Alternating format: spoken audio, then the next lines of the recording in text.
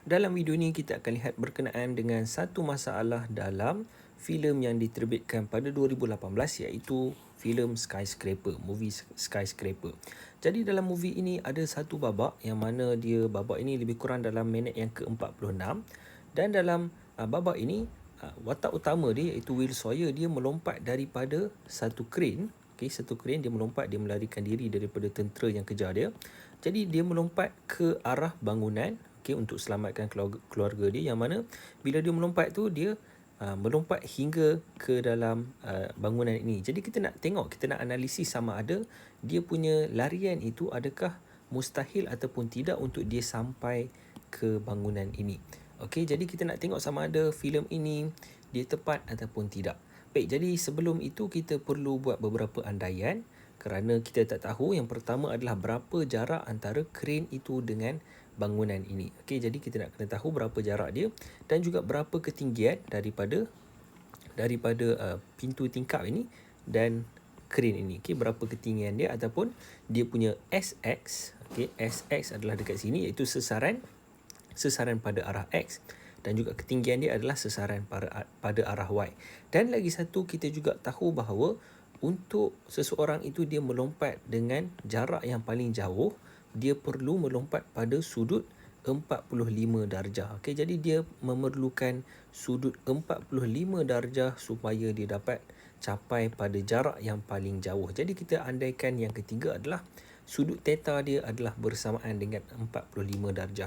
Baik, jadi untuk SX dan SY ini dia tidak diberikan. Jadi kita perlu andaikan, kita perlu agak-agak daripada gambaran ini berapa nilai SX dan juga SY. Okey, jadi kalau kita tengok dekat sini, kita boleh andaikan yang ketinggian watak utama ni mungkin sekitar 1.8 meter.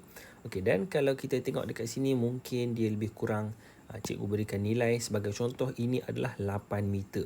Dia punya SX ini adalah 8 meter, manakala dia punya ketinggian ini mungkin sekitar dalam 5 meter. Okey, dia punya SY dia adalah 5 meter.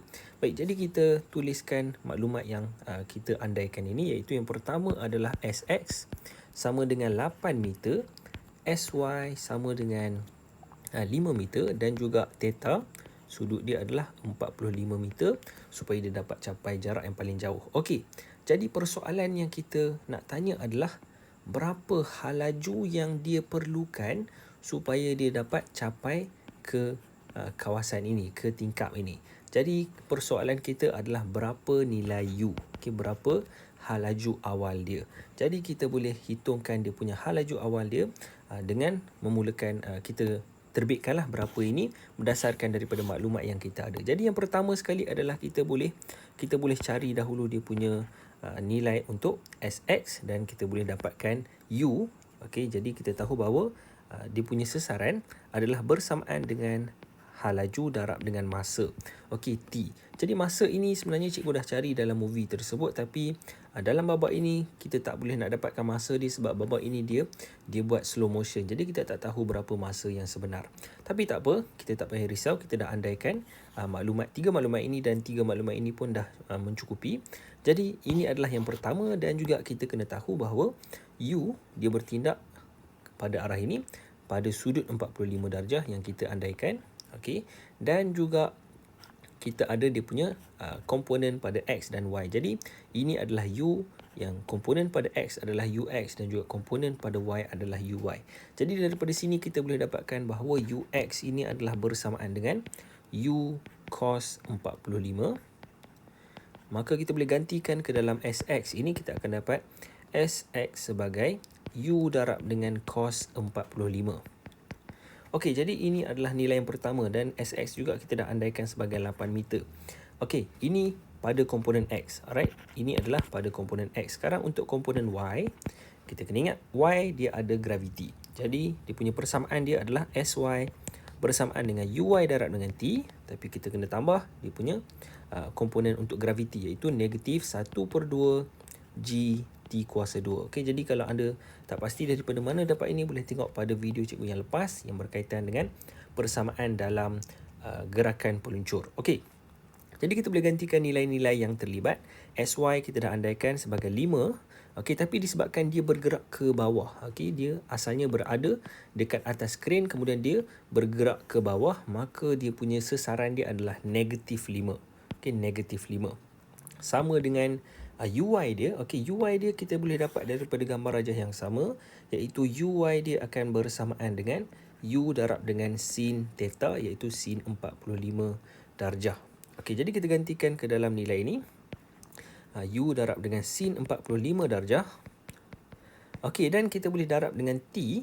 Baik, jadi T sebenarnya kita boleh gunakan T dalam sebutan U cos theta. Macam mana kita nak gunakan dia? Okey, dekat sini cukup ada, terlupa nak letak sesuatu, iaitu T. Okey, ini adalah S. Manakala UX adalah yang ini, dan kita gantikan T. Jadi daripada persamaan ini kita boleh dapatkan T. Macam mana? Kita pindahkan sahaja U cos 45 ke sebelah kiri, maka kita akan dapat dekat sini T bersamaan dengan 8 bahagi dengan U cos 45. Okey, dan kita ambil nilai ini, kita masukkan ke dalam rumus yang ini. Jadi kita masukkan dia, kita akan dapat 8 per dengan U cos 45. Okey, jadi kita kita gantikan nilai yang seterusnya, iaitu -1/2 darab dengan G. Percutan graviti kita boleh andaikan sebagai 9.81 darab dengan T kuasa 2. Jadi T kita ganti balik, 8 bahagi dengan U cos 45 kuasa 2. Okey, jadi ini adalah persamaan yang kita perlu selesaikan. Kalau anda perhatikan dalam ini, dia hanya ada satu sahaja pun boleh ubah, iaitu U. Jadi apa yang kita perlu buat adalah kita perlu selesaikan persamaan ini untuk nilai U. Jadi mudah saja masukkan dalam kalkulator. Baik, jadi sebelum tu kita tengoklah macam mana kita nak buat. Yang pertama sekali, U di sini kita boleh hapuskan ni sebab satu dekat atas, satu dekat bawah. Dan seterusnya kita boleh selesaikan yang baki untuk U yang kita cari hanya dekat sini sahaja. Okey, ini semua adalah nombor, ini pun nombor, ini pun nombor. Okey, ini semua nombor. Baik. Jadi kita ringkaskan ni, kita akan dapat -5 sama dengan sin 45. Okey, 8 darab dengan sin 45 bahagi dengan cos 45. Yang ini pun sebenarnya kita boleh ringkaskan ni kepada tan 45. Kemudian tolak dengan ini adalah 4.905 darab dengan 8 kuasa 2. 8 kuasa 2 adalah 64 bahagi dengan U kuasa 2 cos 45 kuasa 2, kita akan dapat nilai 1/2. Okey, ini adalah 1/2. Baik, jadi seterusnya kita boleh pindahkan yang ini ke sebelah kiri, dan juga ini kita boleh pindahkan ke sana. Jadi kita akan dapat, yang pertama sekali, kita pindahkan dahulu yang ini ke sebelah kiri. Kita akan dapat apa ni? -5 tolak dengan 8. Okey, sin 45 bahagi cos 45 adalah tangen 45. Jadi tangen 45 adalah 1. Jadi kita akan dapat -5 tolak dengan 8. Okey, kemudian kita boleh, pelan-pelan lah kita buat dahulu. -5 tolak dengan 8, kita akan dapat -13. Okey, sama dengan -4.905 darab dengan 64. Ini semua bahagi dengan U kuasa 2, 1/2. Okey, jadi kita pindahkan yang dekat atas ini ke sebelah kiri dengan cara kita bahagikan dia lah. Jadi -13 bahagi dengan ini semua, -4.905 darab dengan 64. Okey, jadi kita akan dapat nilai seperti ini, dan kemudian kita darab dengan 1/2. Okey, darab dengan 1/2, maka kita akan dapat nilai yang seperti ini, 0.020706. Okey, sama juga dengan 1/U kuasa 2. Jadi kita boleh pindahkan U ke sebelah kiri, kita akan dapat U kuasa 2 bersamaan dengan 1 bahagi dengan nilai ini. Okey, 20706. Dan kita boleh punca kuasa 2 kan dia. U kita akan dapat 1 bahagi dengan nilai ini, kemudian punca kuasa 2. Maka nilai U yang kita dapat adalah 6.949 meter per saat. Okey, jadi kalau anda perhatikan nilai ini, 6.949 ini tidaklah begitu sukar ya. Kalau kita lari pun kita boleh capai hal laju ini.